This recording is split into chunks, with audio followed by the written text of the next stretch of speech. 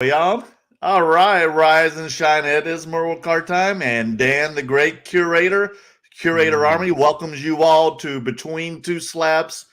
So, welcome everyone. We've had a busy week, as you all Oh know. I my know you've gosh, seen the post nonstop. on Instagram, YouTube, everything. So, Dan and I have been very busy. We were at the Star Wars celebration during Memorial Day weekend, and we've had a lot of fun, a lot of drama. We've laughed, we've cried, we've shed some blood. So yeah, we've enjoyed it through and through. Dan, how has your weekend been? It seems like it's so busy the last 2 weeks. Ever since Dallas, the week of leading into Dallas, it's been like nonstop. And this is like a really busy month for us too, because we had Dallas, or I had Dallas, then we went into Yes. Star Wars celebration, then we go into Toronto, then we go into Newport, then we go into Chicago. And then after that month, get a couple weeks off, Dallas, couple weeks off, national. It's nonstop. This is like full time for us guys. Even though this is not full time income, this is full time work. Right. And the thing was, he gets back from Dallas and he's like, Merle, we're gonna and with Daps and Pop Count, we're gonna go to Star Wars Celebration, and the whole thing was sold out. So we had to order some badges through StubHub or Vivid Seats. That's where you usually get concert tickets because the thing had been sold out for 2 years. Because originally it was going to be in Anaheim 2 years ago, but because of the pandemic, it was postponed until now. And this event I found out was so huge. It's all over the world. Like they've had it in Orlando, they've had it all over the country, and I think I overheard like the next year it's going to be in London. Correct? Yeah, London. Like I thought it was a yearly London. thing, but this I thought I it was guess in the this is country. yeah, this is like really big deal for Star Wars fans. So I feel like very lucky that we were able to attend and enjoy it. Because we who knows when we'll get another chance to experience something like that. So it was very cool. It was, and I had knew nothing about it, and I just thought it was just like a national thing. I didn't know it was a world event, and I bet you there was over 100,000 people there, and it was a lot of fun.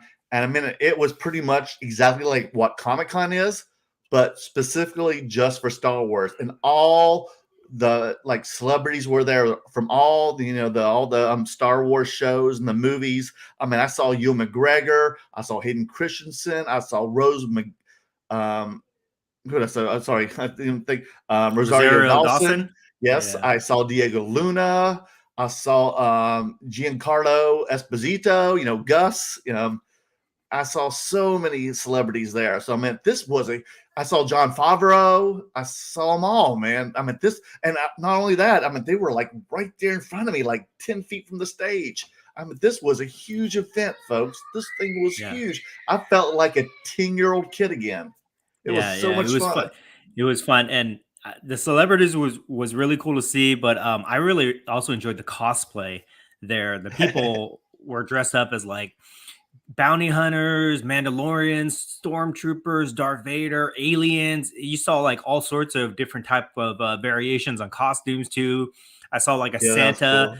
Jedi. That was pretty cool. Yes. Everything was just amazing. Oh, and did you see like the guys dressed up like Boba Fett or Mandalorian, but they were the Scream horror guys. So that was like Jason Yeah. or Freddy Krueger. Yeah. That There's was so many crazy. creative Oh variations. I yeah, saw and the somebody space dressed up. balls. Yes, the guy dressed up as Spaceballs. That was pretty cool. I saw some guy dressed up as like R2D2, but like with a mashup of Hulkbuster armor. So he's like this gigantic robot. That was pretty damn cool. Just everything about it was great. And all the stuff that they had there, all the merchandise, the toys, the props, the artwork there was so amazing. I'm so glad that I was able to score a couple cool art pieces that I No, already look at showed that. off to the guys. Whoa. Yeah, so it was just a great time. I feel like we're really lucky to be there, and I wish we could go to the next one next year, but it's in London, so that's probably not going to happen. We gotta make some money, man. Yeah, we might have to go to Comic Con. We might have to see if we can go to Comic Con because that experience, that was like nerd heaven for me, and I really enjoyed that. It was so different from being at a card show, um, that it was just very, I don't know. I just had a great time. It was just the experience was a lot of fun because you got to Yeah, see like trailers, you got to see like so many toys. I went up to like the Rancho Obi-Wan thing where it was just a bunch of collectors who just collect Boba Fett and Mandalorian toys. And yeah. that was pretty I cool too. Yeah, I spent a lot of money there, guys. Like, I don't know, I don't know if you bought anything like souvenirs for yourself, but I spent a lot of money A on some little, not artwork as much there. as you did, man. Just a Yeah, little, tidbits. but I want to talk about. I thought it was very interesting the card presence there, and I want to talk about that in detail because I have some theories that I want to run by you guys to let you to see what you guys think. But let's say hello to some people first, okay? Okay, let's do it. Sin City, what's up, man? Hello, gentlemen. What's up, Sin City? Jordan, I will see you in a couple more days Jordan's in ready to go. Toronto. Jordan's gonna be sharing a table with us. He's got So we'll see the how. Yeah. plane emojis there, so he's ready to fly Yes, the friendly he's very skies. excited. Pokey Hello Sports. I've just been talking to him on Instagram. Good evening, you guys. Let's pump some cards. Yeah, let's pump.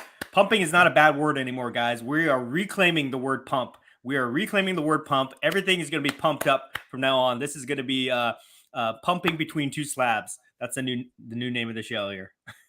Pump what you like. Yes, Hashtag pump what you like. when you get excited about them, you pump them up. Some Yes. gentlemen, what's up, NordCal Emperor?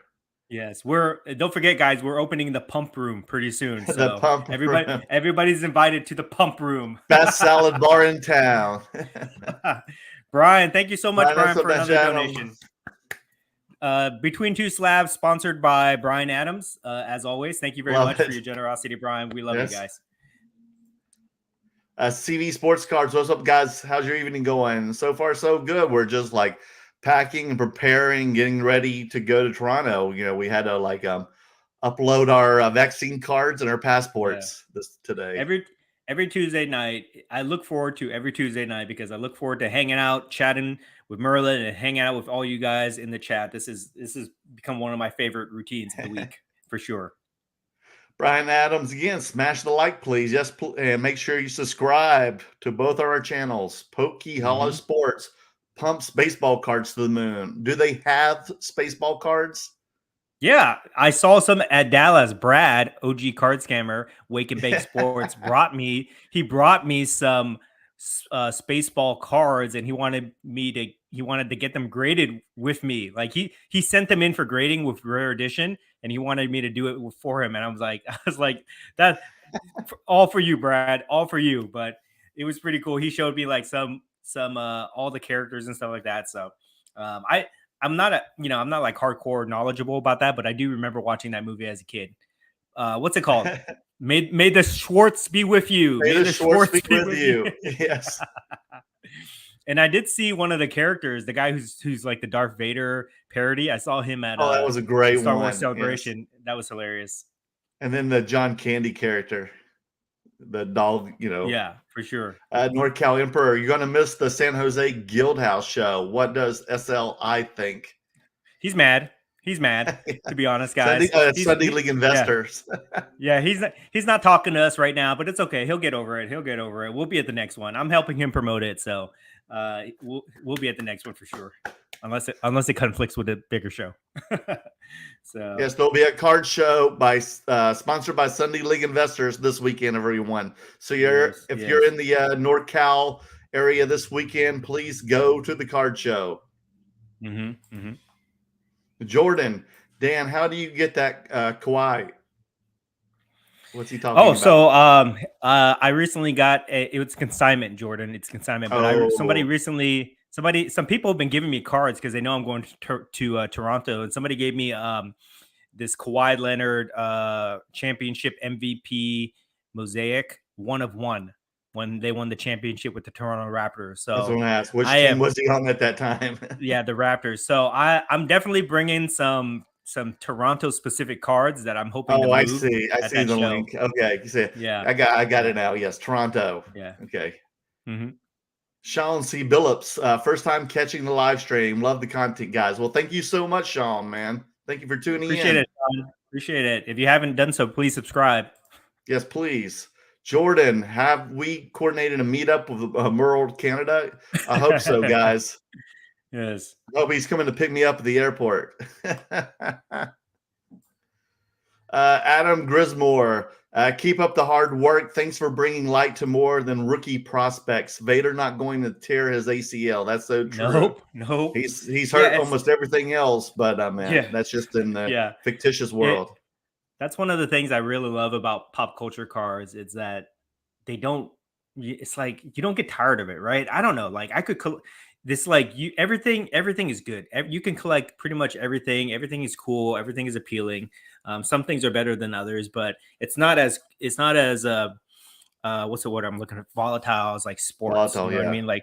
Like people they lose or they get injured or they get in trouble with the law or something, and suddenly their cards are taboo. So that's what's great about pop culture cards and what we love it about it. So with that, I think that's a good segue to get into our experience at the Star Wars Celebration in terms of the card presence there. Okay. Okay. Do you want to describe your impression of the vendors who had cards and how they presented the cards and how they sold their cards? Like what's your impression? Describe that for the people in the chat. Well, it's definitely not what you would expect when you go to a regular card show. So for the viewers who most of you, I assume most of you who are watching go attend card shows. Um, I was gonna, I was thinking when I would go to this that I would see people who would sell Star Wars cards. It would be exactly like I would see them at a card show. Well, it wasn't the case. It was more like when I go to a flea market. Mm. They were kind of just spread out all over the place, kind of messy, and and top loaders weren't really taking that well care of. There were there were a handful of graded cards I saw, not most of the time. It wasn't like we have where it's just all spread out in this display case, all of them graded, all of them slabbed. They were just thrown everywhere. Sometimes they were just all like like literally thrown. So it's just things on top of each other. I mean, the only nicest card that I saw was an autographed Harrison Ford Han Solo card, and there was just tons of other like base autograph cards just kind of thrown on top of it, and I couldn't even see it till the man pointed it to me. And that was it. I didn't see any really modern. I didn't see hardly any Masterworks. I didn't see any Galaxy. I didn't see any Legacy. It was just, some just. It was just more base cards and lesser character cards, and then some vintage stuff, and nothing really in the best condition. I was kind That of disappointed. yeah. That's a really good analogy there that you used in terms of like it was like being at a garage sale. Yeah, That's a good comparison. The way that they presented it. So a flea market. so Yeah. it like a flea market, yeah. So from your perspective as a consumer, somebody looking to buy cards, looking to spend money on cards, how did that like make you feel when it was presented that way?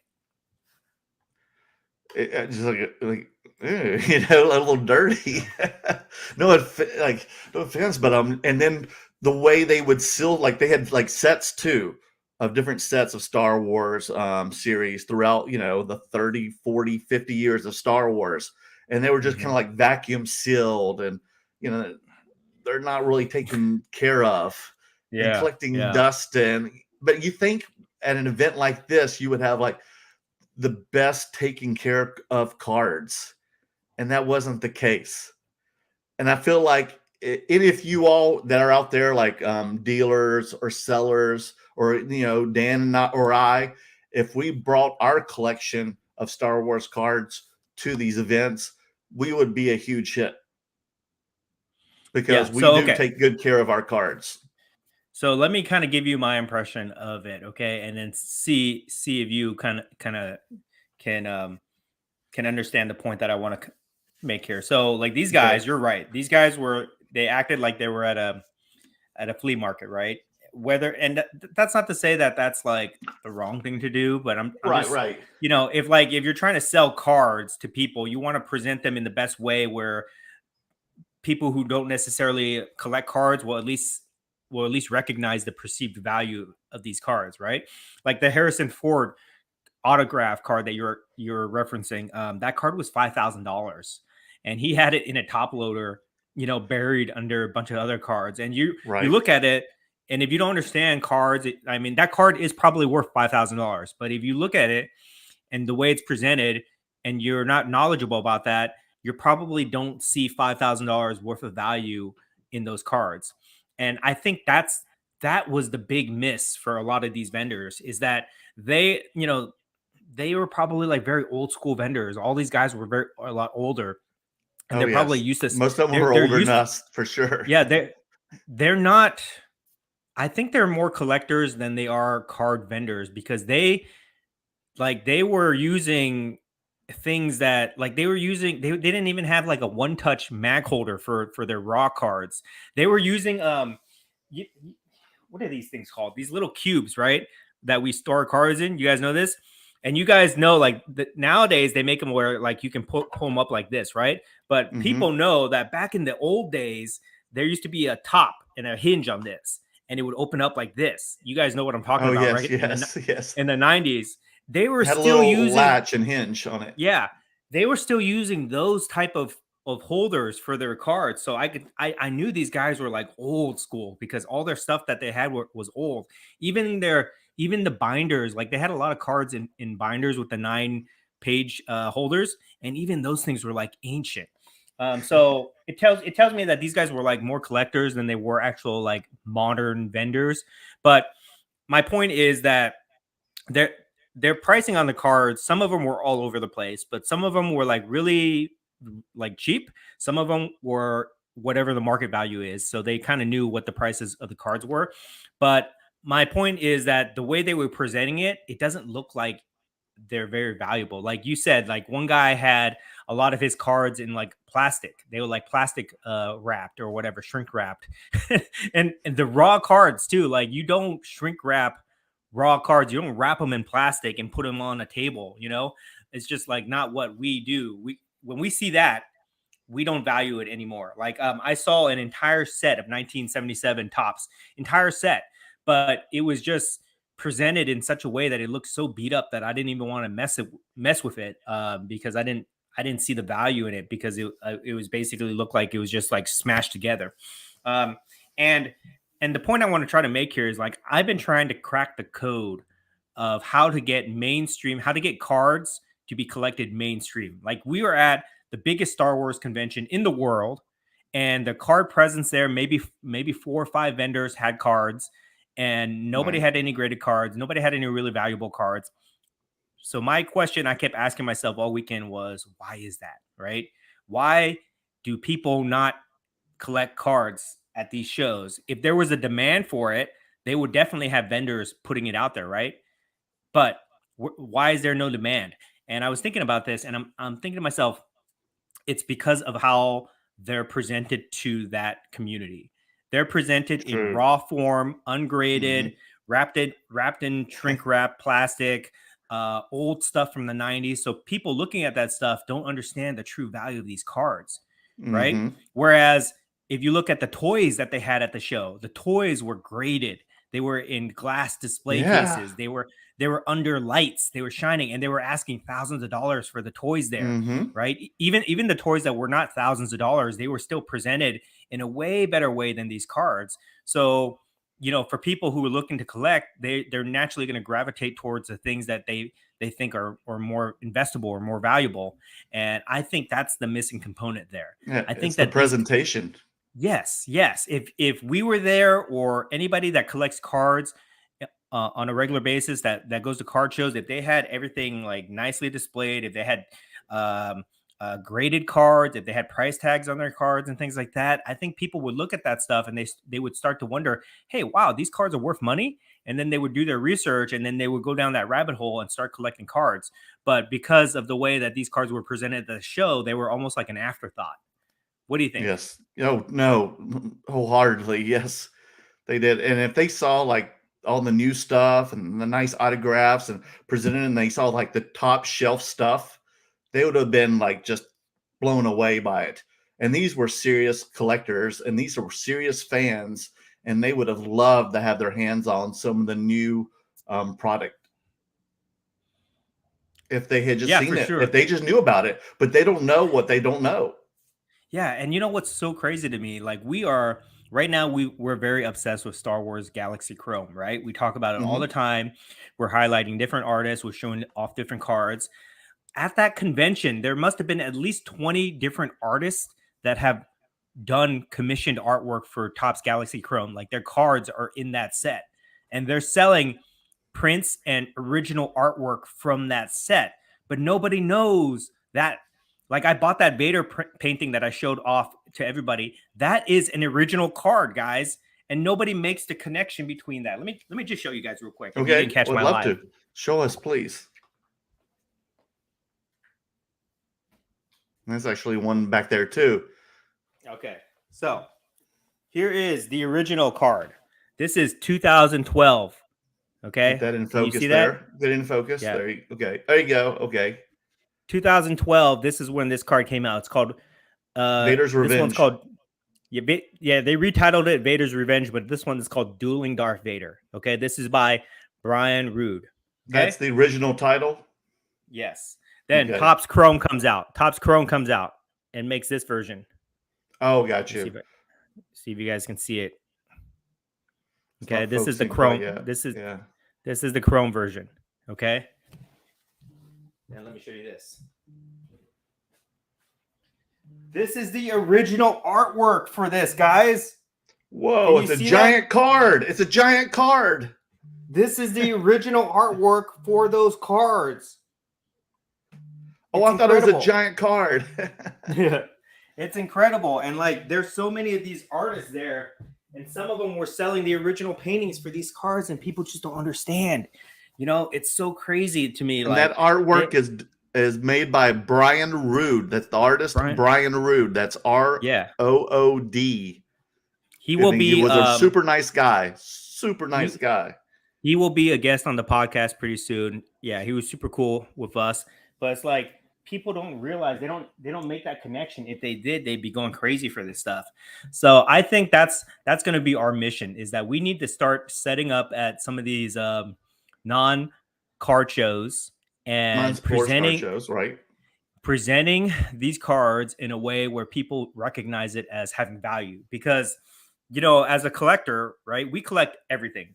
You can collect anything you want. You can collect toys, Mm-hmm. comic books, coins, and when you're collecting, it's just for personal fun, right? But when you start collecting things that are graded, then they start to become investable, because they're worth money at that point. Everything, every market was only worth whatever like basic amount it was, until there was a company that went in there, started grading, started cataloging, started authenticating the collectibles, and then that's when those things started to be worth a lot of money. It happened with coins, it happened with comic books, it happened with video games, sports cards in general, toys, everything. Once you start grading something, then it becomes investable. But most people don't know like these cards can be graded. So I think that one of the things I'm going to try to do is really expose that community to graded cards and see if they're receptive towards that. What do you think about that? Mm-hmm. Most definitely. I mean, the most popular cards that I saw out there this weekend that was graded was, of course, the 77 Series 1, number 1 of Luke Skywalker, the blue one. Mm-hmm. And then the infamous Air Goldenrod of C-3PO. Oh, I didn't see that one. I missed that It one. was all over the place too, and it was Yeah. graded most of the time. But Yeah. that was the two most popular cards I saw over the weekend. Yeah. So I thought that was very interesting. I don't know. Tell me, let's hear from you guys. Did anybody go to the Star Wars celebration? I mean, have you guys experienced this kind of that kind of environment before? Tell me what you guys think. Okay, let's get to some of these comments here. See what we got going on here. Yeah, I mean, there were over 150,000 people there this weekend, folks. It was huge. Sean C. Billups started picking up 89 Nintendo stickers. What market do you think is still under the radar? I mean, that's definitely a good pickup. 89 Nintendo stickers. They're definitely popular. I mean, it's That franchise is still going strong, as we all know, especially with Mario Brothers and everything, and Zelda. Right? Zelda's in there. Yeah, I have a few of those Mario. myself. Whenever I can find those high grade ones, I'll pick them up because I think they're Mm-hmm. cool. And yeah, I do think they're undervalued. I would say, anything that has a strong IP, intellectual property, so like if Mm-hmm. you want to use an example, you could say like Superman, right? Superman cards are not that expensive, but Superman's huge. Mm-hmm. Batman, you could look at other things that have huge IPs, Transformers, GI Joe, Transformers. you Ninja know Turtles. Ninja Turtles. And again, I go back to my point that I was making about these Star Wars cards, right? Like a lot of these things are not graded right now, especially like GI Joe cards, for example, right? GI Joe's, everybody makes fun of GI Joe because of what happened with the Pokemon scandal, but there's not a lot of GI Joe graded cards out there of high grades. Mm. But GI Joe is a huge IP property. They make toys, they make comic books, they make movies. So it's only a matter of time before people can start grading the cards, get high grades, and then suddenly those collectibles become investable. And I think that Yeah. you can apply that mindset to other things, such as like, I mean, that's what happened with Marvel, right? Marvel PMGs. That's what happened with that's what's happening with Star Wars right now. That's what's happening. What's happening with wrestling, things like that. So you can apply that to anything, any strong IP out there. Like I don't know, The I'm looking at my. Simpsons, of course. The Oh Simpsons. yeah, yeah. Over 30 Gilbert, our friend. years. One of the longest running TV shows ever. I mean, it is the Yeah, longest running TV show ever. our friend Gilbert Poke Hollow Sports, he just bought a sealed box of 1993 or something like that, Skybox Simpson cards. I think that's what he has. But Simpsons is a huge one. There's actually a Holy Grail Simpson card out there, which I've been looking for. I just can't afford it. But it's the Bart sketch card. And if I ever find one, I'll be so happy that I can afford it. I saw one at a card show one time, but he didn't want to sell it, that bastard. But that's like a $10,000 card. So you'd be surprised at what markets are out there. I'm just looking around my room of all the things I collect right now, and I can just say like things like, I don't know, Ninja Turtles would be another example. Things like that. So just look for things that have strong IPs. Okay, if they make movies, toys, comic books of these things, then they're probably a good place to start. And video games like Super Mario Brothers, I think that's a really good place to start too. We got a fan of yours here, Merlin. Okay. Oh, yeah. What's up, man? Konnichiwa. Mer World Cards Japan. The original Mer World Card International doppelganger is back. Ignore what others may claim. Oh, right. Love his ramen noodle bowl there. Looks very yummy. Very tasty. Sin City Cards. Did you guys see a lot of people in Dallas buying Marvels since there was a larger presence there compared to the last Dallas show? You kind of mentioned that last week, Dan, didn't you? Yes. So let me just read this again. Okay. Yes. So at the last Dallas show 2 weeks ago, yes, a lot of Marvel guys, a lot. I would say like at least 20, 30 vendors carrying a good amount of Marvel cards. Some vendors were fully dedicated to Marvel. I was like a minority in terms of my Marvel inventory there. I used to be the guy. I had all the Marvel cards at these shows and it was great. I got all the attention. And then suddenly I felt like a nobody at that Dallas show. People had way better cards than me. They had more cards than me, all this stuff.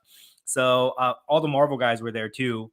They were set up with all their crazy cards. So definitely a large presence for the Marvel. I did notice a couple things though. Um, I think the prices are people are still need to adjust the prices according Mm-hmm. to where the market is today. So a lot of people who had Marvel, maybe they weren't priced to today's standards, in my opinion. But that's their choice. And then I noticed a lot of people who wanted to get into Marvel but were uncertain because of the price volatility lately. So for me personally, I know that I was trading a lot of my Marvel cards because it's easier to trade into something than to put more money towards something, right? If you already have money into some different card that you want to get rid of, it's very easy for you just to shift that money over and make like a lateral move, as I call it, versus actually putting more money into something where you're unsure about. So Right. that's my overall impression with the Marvel cards. I do think that I noticed a couple things. So the Marvel PMGs are still strong, but people are looking towards other inserts like I was Exquisite. going to ask you that. What Yeah, else were they yeah. interested in? Exquisite, Vibranium, sketch cards, things like that. And then what really surprised me too is that a lot of people are looking towards like the 90s stuff, which I think that everybody can appreciate. Everybody who collected in the 90s, who collected Marvel, that stuff is very nostalgic to us.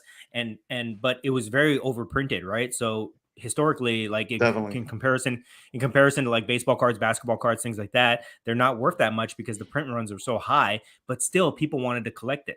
So I thought that was very interesting. Very interesting. Mhm. Okay, Sin City has a follow-up comment. Sin City, I've noticed more and more that old school non-sports collectors really don't care to sell their cards, so the condition is worse than the sports card collector that cares. And that's so true. We noticed that this weekend. Yeah, it's interesting too because I've had a lot of conversations with this internally with all the other Marvel collectors. It's like the people who collected Marvel for all these years, they're hardcore collectors. They're not investors. Even though they want to call themselves investors, they're not really investors.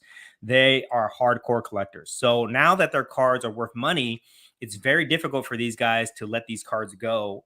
I noticed. And I just think that in order to grow the collector base, the community, right? You have to let these cards transact, and you have to let the good cards go, so that there's data points that people can go off of. So I'll go back to when I sold the Kurosawa, for example, right? Like I got so much heat from a lot of people about, oh, you should have never sold that card, or that card you sold it for too low, or whatever. But I recognize, like I said in my video, I recognize that I had to sell that card in order to move the market to the next level, which is what I wanted to do. And at the Dallas show, if you guys watching my vlog, a lot of people came up to me and just told me, hey, how grateful they were that I sold that card because it made all their cards more valuable, which they were able to sell. And they took that money and they rolled it into other cards. So the desired effect on the market worked out perfectly. So I think that a lot of these collectors, they gotta if they want to grow the community, like they all say they do, they got to let some of these cards go. Okay, let them transact, and you might have to sell it to a flipper, right? But if it sells a couple times over, that helps the entire market. That's what I believe. Anyways, Mm. let me know what you guys think. What do you think, Merwin? Oh, it's about what? Okay, hold on. Just go on to the next one here. I didn't get to read it Okay. all. Okay. Let's see. Bacon barrel roll. What's up, guys? I love podcasts. Did anyone recognize you at the show? Oh yeah, a couple people, and one of the vendors did. Dan. Mhm. Yeah, yeah. It was cool. It was cool. But for the most part, we were like nobody's there. It's like it's a bit in a different world. Like everybody knows us at card shows because the community is very small. But when we go there, we're just like we're almost like outsiders almost. And Patrick did, Yeah. who's one of Yeah. the 501 stormtroopers. Right. Bag Buffwell, do you have beef with AIH Sports? No, I think he has a beef Nope, with me. beef Not with not us. really. Not really, No, I think he has a beef with us, but I think it's more I don't think he has a really, I don't want to get deep into this. I don't think he yeah, really has a beef with us. I think that he's just using us for his content because right. that's what his focus content is, which is like basically critiquing people and other people's videos. So I think that's what it's really about. And our content is mostly about non-sports. So, Mhm. Mhm. and we still do sports, but most of it's unique stuff. So that's what we do. Mikey Big Balls, I like that name. It probably all is the original artwork you just bought. Yeah, it is the original artwork. Merlin, go through these comments real quick. I gotta take care of something. Okay, no problem, man. Which one are we at here? Mikey Big Balls here. Oh, here it is. Okay. Marcus Stewart, are you guys going to collect a con in Charlotte this weekend? It's pretty big, I hear. No, that's pretty cool, though. I mean, that's where I'm from, Charlotte, but we're going to the Toronto Card Expo this weekend. We leave on Thursday and go into Sunday, but the Toronto Card Expo is pretty much the Canadian national convention for them. It's going to be over 500 tables. But let us know how the Collecticon in Charlotte is. Is this a non-sports card show, or is it like everything as well? But I would like to know more about it. I would like to go. Maybe I can bring Dan to my hometown in North Carolina next time they have it. So let me know, Marcus. Sin City Cards in Dallas. It was nice to see more Marvel on vendor tables. But how much, Dan, did you see moving through the floor? And I don't think he saw that much, but I don't know for Dan. We'll have to come back to that question because I wasn't there at the Dallas Card Show. Well, here he comes, I think. Dan. Okay, what are we doing? We were talking about seeing more Marvel on the vendor tables in Dallas, but how much did you see? That. Oh, you did? Okay. So you jumped around. I gotcha. I've noticed a lot from old school. Okay, you're going to hit it now. Gotcha. Disney cards are pretty cool. Do either of you have any? Not really. Dan, do you have any? Like old school stuff or new? I've got a couple old school Walt Disney cards. I had a couple Mickey Mouse cards, but I sold those. I haven't really got into that, but who knows? I think they're cool. I definitely could see people collecting that for sure because those things are cheap too. Yeah, because I know Flippin' Steve has some too. Because we're always sharing cards online. Brian, Merlin, you should do a video of a good-looking table and a bad-looking table. Oh, definitely will. We'll do it one time, but I don't know if I don't want to keep their anonymity for a bad-looking table. CV Sports, what do you guys think about international matchboxes? What is that? Is that like a Hot Wheels? Yeah, cars, Matchbox, or matchboxes. I think. Tell us match more, sticks? CV Sports. Yeah, Matchsticks? like a matchbox right there. Like those the big ones. Yeah, I don't know. With the matchsticks in them. I've never seen that, but if I saw, I think that's just another type of hobby. Yeah. Yeah, that'd be cool. I've never collected those myself, but send me some pictures, Adrian, and then I'll give you an opinion about it. Sin City Cards, I believe that the 2016, 18, and 2020 Marvel Masterpieces are epic purples and legendary orange cards are so undervalued. They are beautiful with original art, and they are numbered 199 and 99. That is so true, Sin City Cards. I have several of those type of cards, and I do appreciate them a lot and have them stocked away. How about you, Dan? Do you have a lot of those? Of the purple and orange masterpieces? I've got an entire set of 2016 tier 3 or tier 4 masterpieces, but that's about it. I really haven't got that deep into the masterpieces yet. I want to, but man, there's just so many. So I know, right? Like my attention can only be focused on something, but maybe I'll go back to Marvel and I'll start collecting that. What I like to do is I like to find something and I collect it and I get really into it for a little bit until I feel like I've collected everything I need to, and then I'll move into something else. So that's kind of how I like to go down those rabbit holes. Bacon Barrel Roll, question for you both. If you guys went to Star Wars Celebrations, what character would you cosplay as? Oh, good question. I'd be a Mandalorian. I'd probably be, I don't know, just one of the Jedis, like Obi-Wan or somebody. Yeah. Or Anakin or something. Ballpark. The McDaniel PMG can be a huge card, in my opinion. Who were the other players on the PMGs? Dan. So he means McDavid, the Connor McDavid. Oh, PMG, Connor McDavid. I was wondering. I was like, who's the McDaniel? Yeah. Yeah, if you're asking about the other players in that set, I don't know who they are. I have them in a box here, but I don't know who they are. This is the hockey ones? Yeah, if you're asking about who the other PMGs that I picked up, the Giannis rookie PMG and a Mike Tyson PMG. That's what I picked up. Oh, nice. Oh, yeah. Beautiful. NorCal Emperor, how many cards do you bring with you to Toronto? Do they have showcases to rent, or do you bring those too? Oh gosh, no, we couldn't bring those over the. Yeah, we always rent.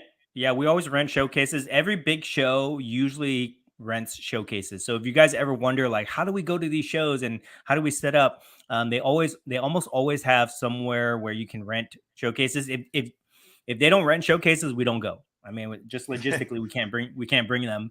I usually rent 2 showcases, so I bring about like 80 to 100 cards with me every time I go. Hmm. Now, Dan, there was another person that was just while you walked away. They said there's a Collecticon in Charlotte, North Carolina this weekend as well. Do you know Yeah, anything about that show? Justin. Yeah, Justin told me I should go to that, but we're in Toronto. Okay. It's supposed to be like for non-sports cards and stuff like that, but who knows? Maybe next time we'll try to make our way out there. That's my hood, so we'll have to go check it Oh out yeah, sometime. yeah. Charles, good evening, Charles. What's up, Stacking Gems? What's up, guys? I don't know how you guys do it, but the card shows are exhausting. Yes, yes, they are. Atlanta and Dallas took me a week to recover. I'm still recovering from those two shows, Charles.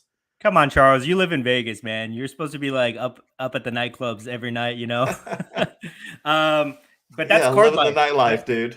Let me just say this is card life. This is why you can't do this unless you love living the card life, guys, because yes, it is tiring. It is expensive. It is, exhausting in every way imaginable. But if you love buying, selling, trading cards, if you love interacting with the community, if you love just being, totally immersed in the hobby, then it's totally worth it. It's like, just imagine anything that you really really love. If you really love going like a sports team, then you go to a game. You don't mind how tiring it is. Or if you love Disneyland and you go to Disneyland all day, you don't mind, right?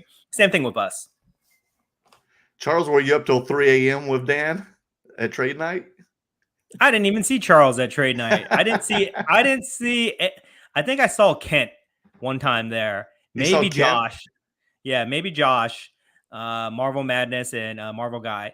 But I don't think I saw Charles at all. Well, I think I did. I think I saw Charles. He was drunk at the official trade night. He was really drunk. He was like fighting with people drunk. What? He was like I don't know flaunting if he was. his he was flaunting his 101 rock superfractor, telling everybody, hey, Oh, that's when you should have grabbed it from him. I know, right? I know. We did it. We were taking pictures of it and stuff like that. But Oh no. yeah, that's Charles for you. That's Charles for you. Non-sport card dude. What's up, dude? What's up, man? Mm-hmm. Good to hear from you. Charles, again, I agree with Dan. As a Marvel collector, you have to move the good stuff sometimes. Moved over 50K plus of Marvel last 2 months, but still buying and consolidating. Charles knows. Charles is a businessman. He's an investor Does he, slash Charles? Does Charles businessman. know? Yeah, he Stacking knows. gems. He knows. But a lot of other people are having a hard time letting things go and things like that. So Charles, you need to tell those guys what's up so they can follow your lead. Mm-hmm. J Can, you guys should go to SDCC and see how the non-sports hype is at the biggest pop culture con in the U.S. I will be set up with my booth. I am curious if the old-time vendors show up with the non-sports. Yeah, if we can get a spot at San Diego Comic-Con, which I doubt. Oh, that's what that is, San Diego Comic-Con. Oh gosh, yeah, that's almost impossible to get a booth there. If we could somehow get a table or something, then yeah, we would definitely try to represent as much as we could, but it's probably impossible. And that's mid in July as well, isn't it? Yeah. I have to see if it conflicts with the national, but that might be interesting. Might be something to look at. Hey, if you have a table space and you want to rent us some space, let us know, brother. Yeah, let us know, J Can. And it's so packed there. I used to work it. Oh my gosh, here's Marvel Cards Japan. Dan, how much interest did your Roman Superfractor get in Dallas? Yeah, what was up with the Roman Superfractor in Dallas, Dan? You still have a lot of interest. Yes, I still have it. I'm not going to sell it. Guys. Did you get offers? No, because I told everybody it was not for sale. Okay. I'm waiting for Charles. But you didn't have Adapt Sports come and approach you. No. I'm waiting for Charles to sell his 101 rock superfractor first. Did Charles bring it with him to Dallas? He did. He did bring it. Okay. Yeah. I took a picture of them together, so I'll have to post it pretty soon. But I'm going to start an online beef with Charles about that. And did Spidey Hits bring his Spider-Man 101? I don't know. I didn't see it. I don't think I saw it, so I'm not sure. They should have all posed together with them. the center fielder 7. Dan, I think you scored on that Cristiano Ronaldo landmarks and Trout Orange Refractor on your Dallas vlog. Yes, you Yeah, I did. probably did. Good job. I did score. Okay, so I'll tell you guys. Let me break down this trade because I'm very proud of how it went down. So this was like a 3-part trade here. Okay, 3 or 4 parts, something like that. But basically, at trade night, I had this. I had this card that I had on consignment. It was the dual logo man, uh, Kobe Jerry West, that I was tasked with trying to sell for this guy. That was actually my original card. I sold it to the guy. Then the guy put it on consignment with me. So, anyways, I had a hard time moving it for the price that he was asking. So, I've been carrying it around for a while, and then suddenly this guy wants to pick it up for me, but he wants to do cash trade. So he gives me like 1,200 cash plus a Mike Trout Bowman Chrome rookie card valued at like $2,300, something like that. Okay. So I take it. Okay, because I get a part of the cash back to give to the guy for consignment, and I get a card which I can do something with. Then I look at that card, and it's a pop 346, I think, on that card, which makes me nervous because then it can transact a lot, and if it transacts and it goes lower, then I lose value on it. So I take that card, and about half an hour later, this is like close to like 3 a.m. at trade night, I move it to a guy who had the Ronaldo National Landmarks BGS 9.5. Now that card had a 10 subgrade on it, so he was valuing that way higher than the last sold comp, which is at 1,700, but he was valuing it at 2,500. Okay, and I was looking at that card, and I know it's a very special card, and it's only a pop count about like 20, I think, on that card.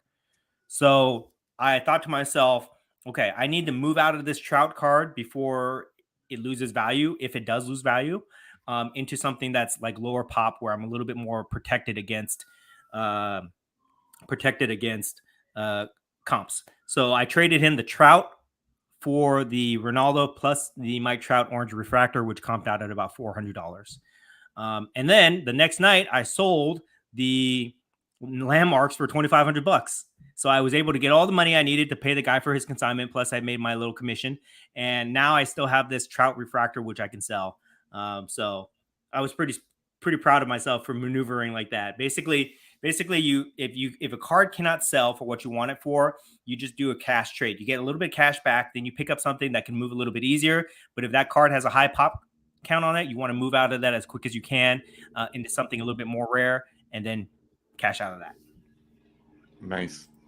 Yeah. And you just posted your Dallas vlog today or yesterday, correct? Yesterday. Yes. Okay, yesterday good. I posted it. I have to watch it. So make sure y'all watch the new Dallas vlog from the great curator then. Yeah, it's longer than usual. It's 30 minutes long.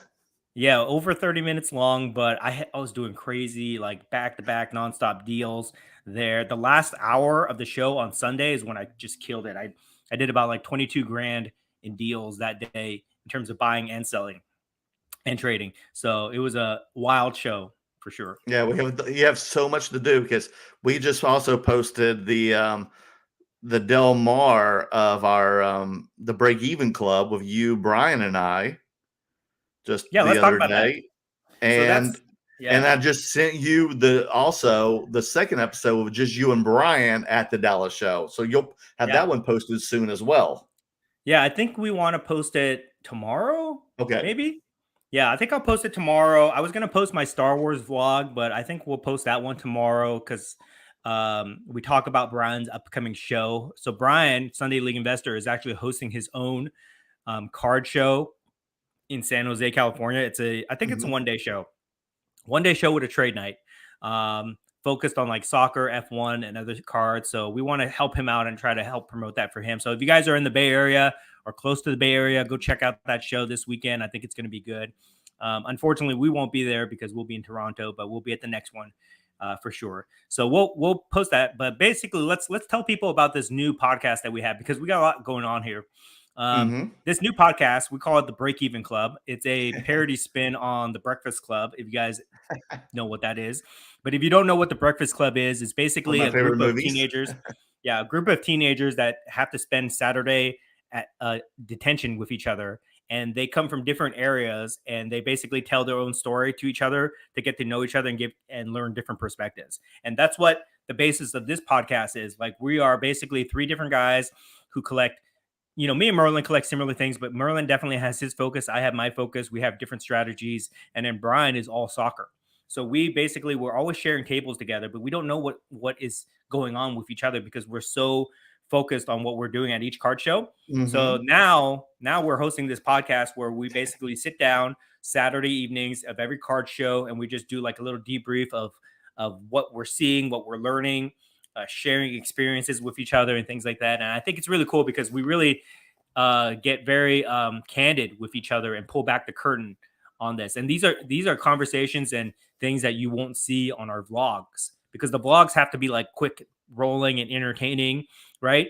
But with the Break Even Club podcast, we're really going to get like deep discussions and tell you our mindset, our strategy, and things like that. Anything to add? No, yeah, I really enjoy it. It's very conversational. I mean, we've been hanging out with each other for the past 6 months at card, or even longer than that. Gosh, since November at card show. So it's very conversational content. We really get along with each other. I mean, we see each other almost every weekend, so it's really good content. So check it out. Yeah. We'll be Yeah. And we doing have, this for the next year. So we'll see how it yeah. is. Every card show that we go to, we're gonna film one of these. So they're not gonna be like consistent every week, but we'll try to do one at least once a month. This month we happen to have like a couple that are gonna come out. So the new one of Dallas, where it was just me and Brian, that's gonna come out probably tomorrow. So check that out, guys. And it's gonna be posted on all our channels. So Sunday League Investor, my channel, Murrow World Cards, all that. Okay. Yay. Let's answer this real quick, and then we'll go to our other podcast, which we need to promote. Matt, when do those prototype Slab Max colors become available? The orange on Orange Trout looks great. Orange is not available right now. It's only testing, but they will be making a purple and a green, which will come out later this year. If you like the orange, you just, tag them and let them know. And if they get enough demand, they'll make it. Oh, great to know. J-Can, yeah, maybe. I have 3 booths. I'll let you know. Oh, please let us know. Whoa, 3 Thank you, booths? J-Can. What do 3 you own like booths. do you own like a comic book store or something? That's like very expensive. 3 booths at Comic-Con? Oh my gosh. It's very Send me expensive. I a mean, it was message. already Yeah. it was expensive at a Yeah. Star Wars Celebration for a Yeah, booth. send me a message on Instagram and we'll definitely talk. I would definitely be very interested in that, Jay. Okay, so let's talk about our other podcast, which is coming out, which is the Star Wars Galaxy. What is it called? I don't even know what it's called. The Return of Star Wars Galaxy podcast. Is that what it's called?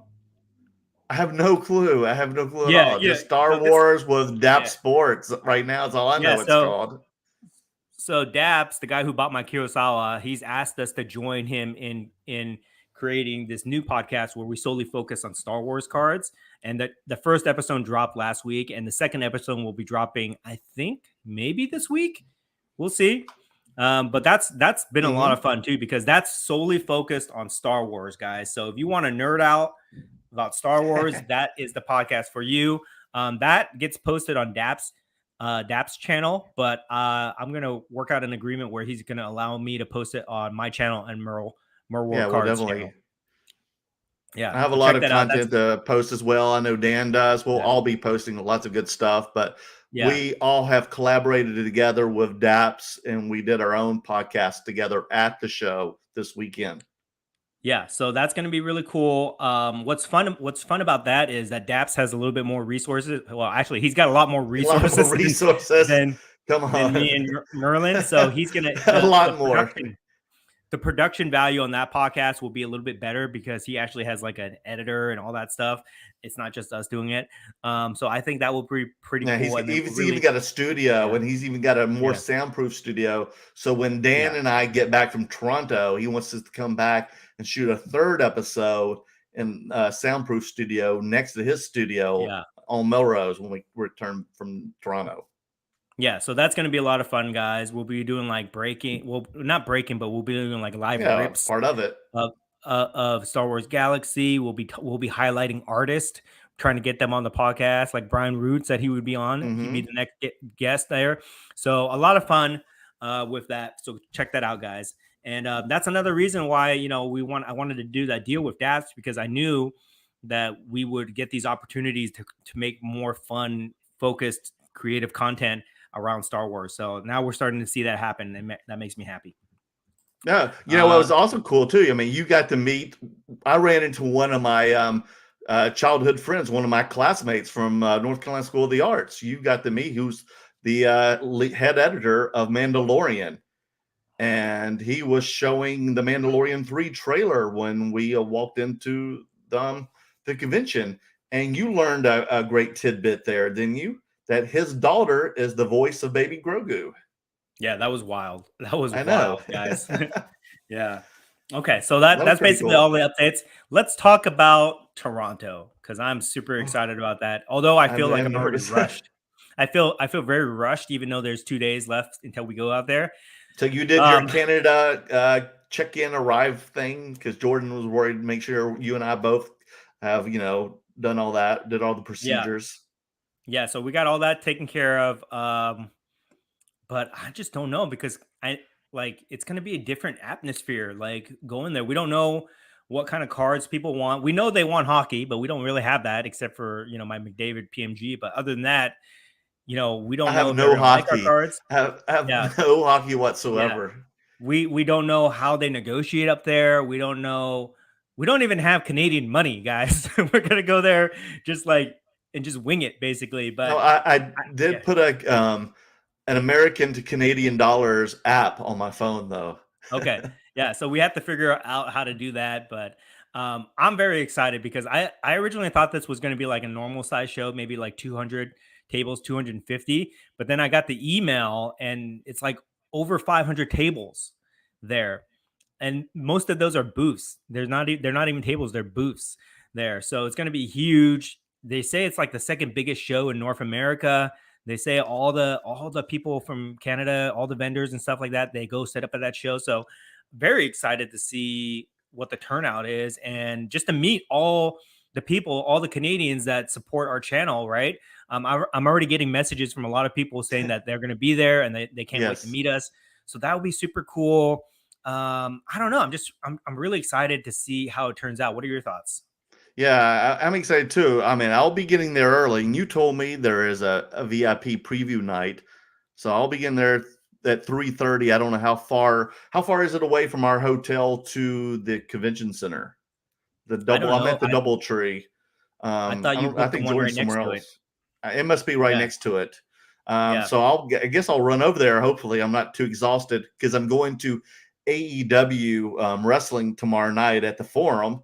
So I'm going to be up all night, and my flight's at 5 in the morning. So that means I got to get there like 3 a.m. And then Dan, you're not getting there till midnight on Thursday. Hmm. So you'll miss the whole thing. Yeah, So we'll be yeah. set up So on Friday. that answers this guy's question. Merlin will be Yeah. there on Thursday, but I will not. Yeah, I'll be on running on fumes. Carlos Mhm. L, are you planning to upskill on hockey knowledge for buy, sell, and trade offers? No, but I am following the hockey playoffs right now. I am watching the Oilers versus the Avalanche. So I will be. I'm the biggest Oiler fan right now because of my McDavid PMG. So we'll see. Oh But other wow! than that, Oh, they're I don't still know in it. anything. Yeah, Yeah, I lost interest now. My Hurricanes lost, so I've lost interest. yeah, yeah. So it's gonna be fun. They lost to the Um, Islanders, or was it the yeah. If Islanders last night? Yeah, if we somebody. have any if we have any Canadian people in the chat right now, I'd love to get like some points, some tips from you guys on if you guys are attending the show, or what the card community is like up there. I think it'd be very interesting.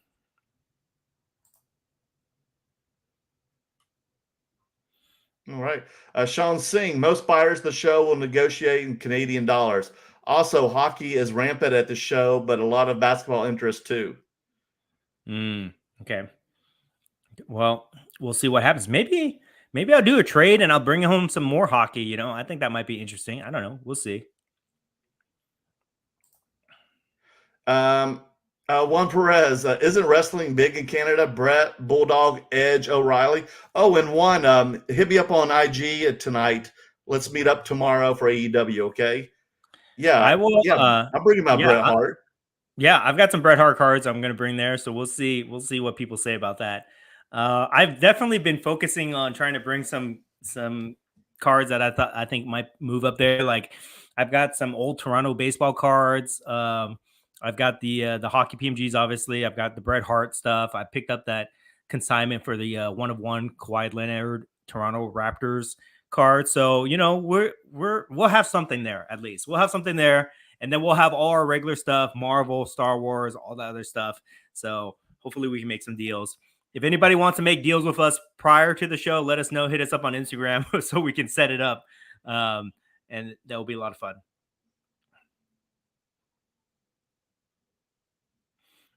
Oh, I wonder if soccer moves up there too. Oh yeah, of course it does. Yeah. I mean, they have Alphonso Davies, who's a big player.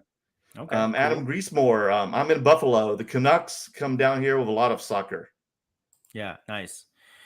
Okay, so I gotta get going, so I won't be able to hang out with you guys too much tonight. But anything, any final thoughts before we sign off here to talk about the show for Toronto? I don't know. What do you think? I'm just looking forward to the experience. Like I feel like pretty privileged to be able to go out there because not a lot of people can go across the border, even though it's Canada. It's still very far for us because we're coming from California, so we're going clear across the country, across the border, going past New York City, yeah, definitely. yeah.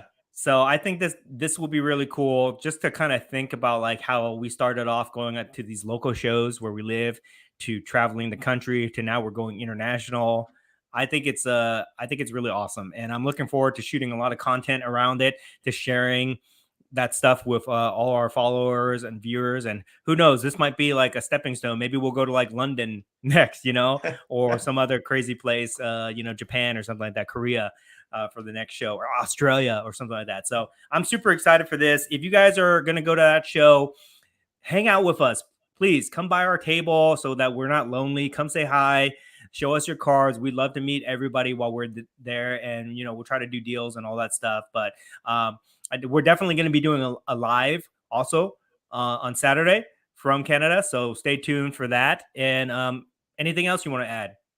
No, I'm just excited. Like I said, I'm going to wrestling tomorrow, AEW, and then on Thursday I'm headed to Canada, so I've got a busy week. And then after that, we come back. We're going to be doing our Star Wars podcast with Daps, and then we're going to, I think, Newport show the week after. Yeah, and then we're only here for a New York minute, and then we head off to Chicago. Nice. It's going to be a really busy month for us, guys. Yes. So with that, if you guys haven't already done it, please check out the content that we've put out this week. My vlog, my Dallas vlog, the first episode of the Break Even Club. Please check out the Star Wars podcast that we put out on Dap's channel, all that stuff. And if you haven't done so already, please subscribe, especially to Merlin. He needs to get his subscriber count up. Yes, please. Get this man to 1,000 subscribers. Please, please, please help him out. Also, me too. And if you do, someone can win a Britney Spears stand-up. Yeah, there he goes. He's giving that away, guys. He's giving that away. It's priceless to him, but he's giving it away. So appreciate the support, guys. Thank you so much. We'll call it a night tonight, and then we'll see you guys in the next. Hopefully we'll be doing a live from Toronto as well. Yes. All right, guys. See y'all later. Bye-bye.